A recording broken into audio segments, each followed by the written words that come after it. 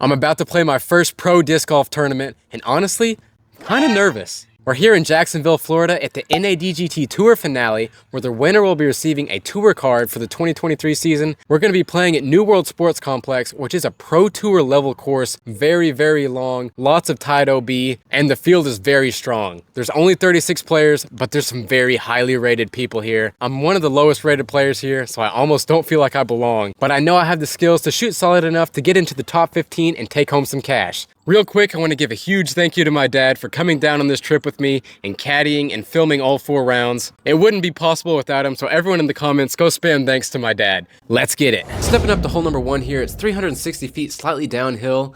I can get there with the fairway, but I decided to disc up to my Emperor and throw this low flex shot. It came out a little low out of my hand, but I got the best ground play ever. It just keeps going. I turned around and I didn't even see that in person until I walked up to the basket. Easy tap-in birdie for my first hole as an MPO player. And that definitely helped calm my nerves a little bit going into hole 2, which is the easiest hole on this course. It's only a 600-foot par 4 just straight ahead, so you really want to be getting the birdie on this hole all 4 rounds. I ended up leaking my drive a little bit to the left behind that one lone palm tree, and I had about a 220-foot upshot, which we didn't get to record, but I was able to capitalize and get my birdie to stay perfect through 2 holes. But even though I've had a great start, I still have the nerves, and stepping up to hole 3 on this tunnel shot, I'm not feeling too confident.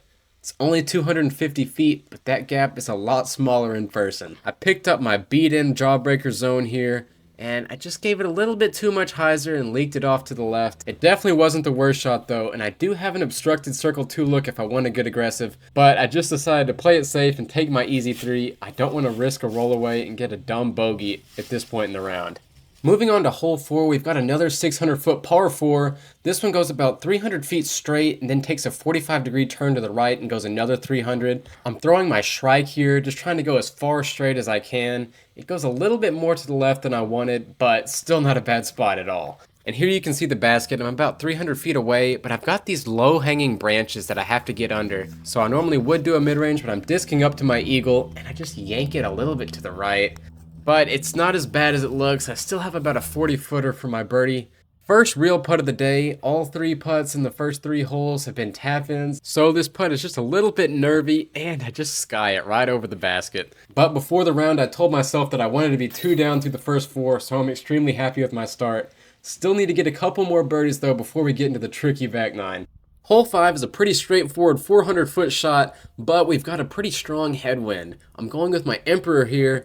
And man, guys, this disc is not flippy, but that headwind just took it and dumped it to the right. We've got a little zone upshot here to save my par. Easy par cleanup. No harm, no foul there. I wasn't really looking to get the birdie there anyway.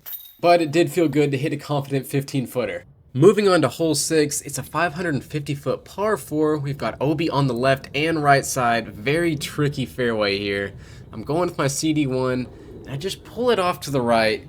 Get lucky though, hit a tree to stay right in the middle of the fairway, doing my best to stay positive. And right here, I still have a good chance of getting aggressive and going for the birdie if I want to. Go for a big forehand and just clip that palmetto. It's alright, no big deal. Only about 200 feet left here for the par. Going with my pyro, simple upshot, and what the heck was that? Very terrible shot. Just doing a little jump shot approach here. And also another bad shot. I've left myself about a 33-footer right on the edge of the circle just to save my bogey. I really have to take my time here and pay attention. I don't want to get a double bogey right now. Whew. Luckily we knock in that big putt to save my bogey. But now we got to move on to hole 7, the second easiest hole on this course. It's another par 4 at about 630 feet. You really don't need a ton of distance off this tee shot, so I decided to go wide hyzer with my Emperor around the trees just to stay out in the open. Watching this back, I definitely could have put a little bit more power into this shot, but I landed right where I wanted to, and I should have an open approach into the green. You can see the basket just to the left of that tree. I'm about 280 feet out, so I'm grabbing my Firebird. Should just be a simple shot, and for some reason I put it on so much hyzer. If I would have just released a Firebird flat, I definitely would have been up there for a birdie putt. But instead, here we are, about a 50-footer. Gave it a good enough run.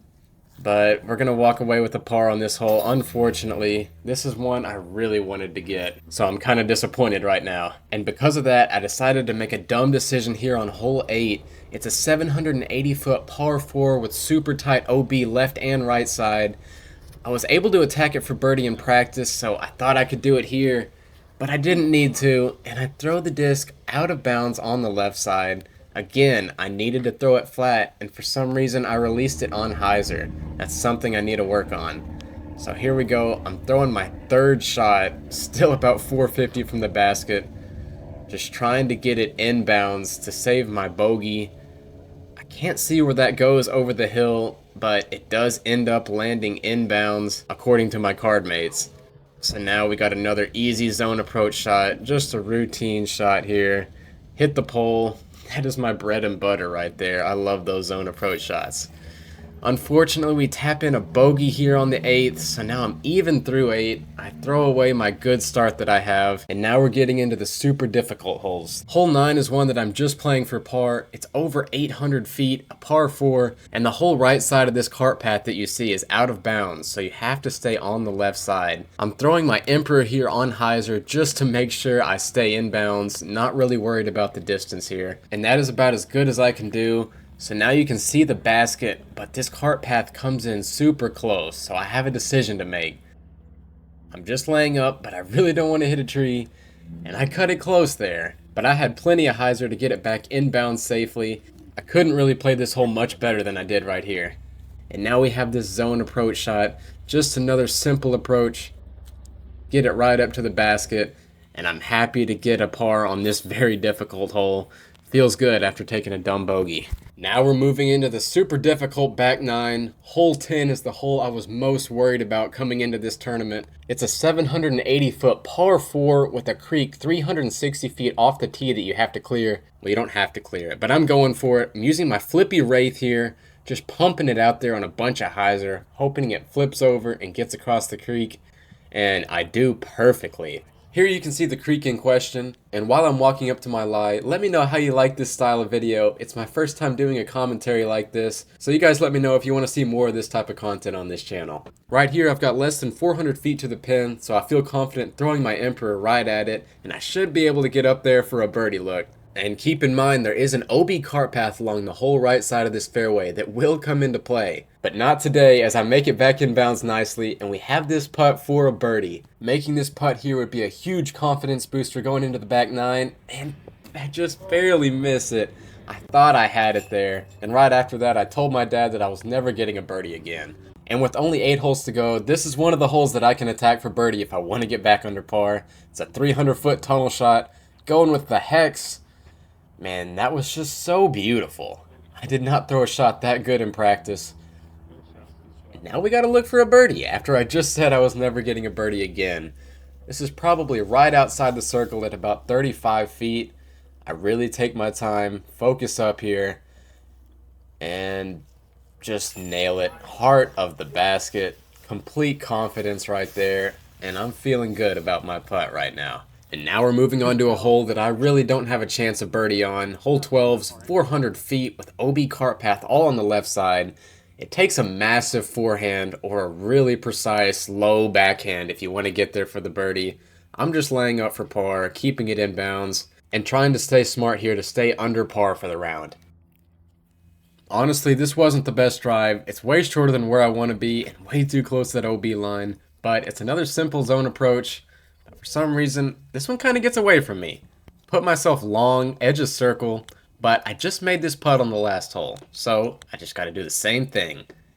And no problem. We clean it up and get out of there with a par. Hole 13 is pretty much identical to hole 12, just 20 feet shorter, so at 380 feet, it's in my birdie range. But there's a low-hanging branch that you have to get under, and it's very tricky. Going big forehand force here. Are you kidding me? And my gosh, dude, that felt perfect out of my hand. I just knew I was going to be in the circle.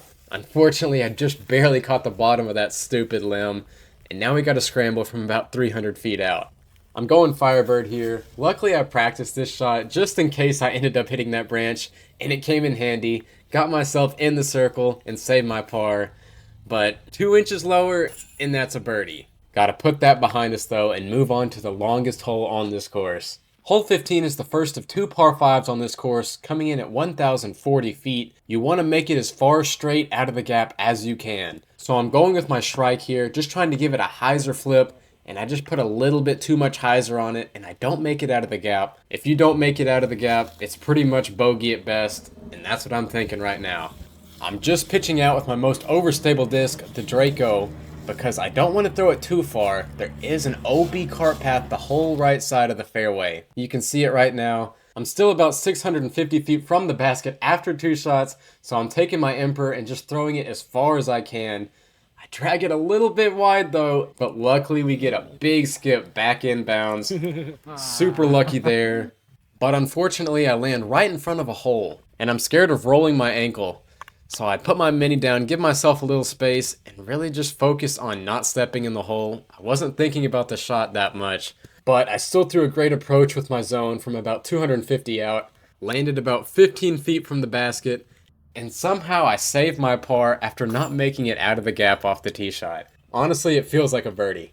Hole 15 is the hole I was most worried about coming into this tournament. It's a double mandatory island hole. It's only 275 feet, so most people are just throwing a straight mid-range right at it, but I was finding more success with this forehand route with my eagle. I was just a tad nervous, so I didn't fully commit to putting enough anhyzer on this shot, and I'm cutting it close, just waiting for the spotter, and he gives me the green flag, just barely stayed inside the railroad ties. Super relieved to be in the island, but now I still have to make this putt to get the birdie. Don't want to let this opportunity go to waste, and I just don't commit to it at all. But hey, at least it wasn't a bogey. Hole 16 is the last tunnel shot I have to hit this round. It's only 260 feet, but it's the tightest gap of all the tunnel shots so far, so I'm going forehand pyro just to make sure I get it through the gap. You can see I went to the left side. There is kind of a backdoor route there, but I did get caught up in the trees and I don't have a look for birdie, so I just have to lay up for my par. But I'm fine with that as long as I don't bogey. And what the heck was I doing right there? That was a terrible upshot. Completely got away from me. And now we've got an edge of circle look for my par.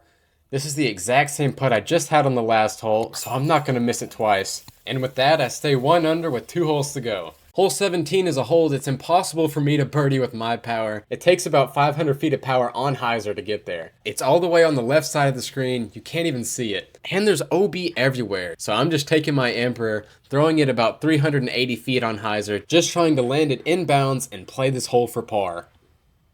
Looks really good out of my hand. Now I just gotta wait for the spotter to give me the green flag. And there we go. All I have to do is put this zone close, and we're going to walk away with an easy par, but that approach gets away from me too. But thank you, tree. It saved me.